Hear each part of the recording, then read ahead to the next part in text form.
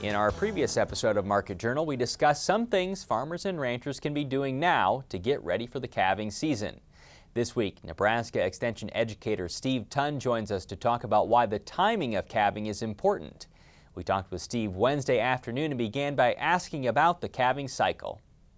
We have a 21-day heat cycle in cows, and so the calving period is broken into 21 days into each one of those heat cycles when they're bred. So why is it so important to calve within the first 21 days? Well, the obvious difference is, or obvious advantage is that those calves are going to be heavier at weaning time and going to generate some more money. But UNL Extension research has also shown that there's an advantage to those calves throughout their lifetime.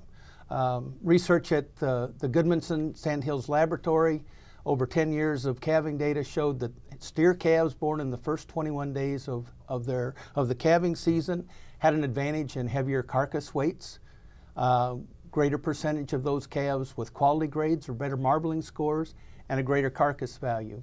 And for heifers, it was shown that the heifers that are born in the first 21 days of calving have an advantage over their mates by starting to cycle earlier or reaching puberty earlier for the next breeding season, as well as having greater percentage of pregnancy rates. So whether you keep them at weaning, you take them to harvest, or you keep them as replacement heifers, those early calves really have an advantage. What impacts does it have for the cow when she calves within the first 21 days? Well, there's a really connection between early calving and cow productivity, because those early cows that calve early in the season, they have a tendency to rebreed sooner in the next breeding season, and as a result stay longer in the herd.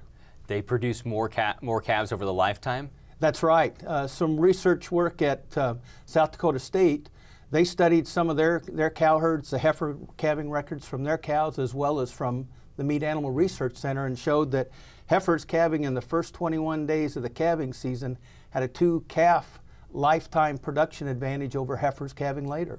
2 calves. Yeah, you have a breakdown here of where you think maybe people should target to calve within those 21 days, between the periods, I guess I should say. What do you like people to target? Well, reproductive efficiency or performance is really the key to determine whether your cows and heifers are fitting your production system. So some goals to strive for would be to have 65% of your mature cows calving in that first 21 days, 85 to 90% of your mature cows calving by 42 days, and 95 to 100% by day 65.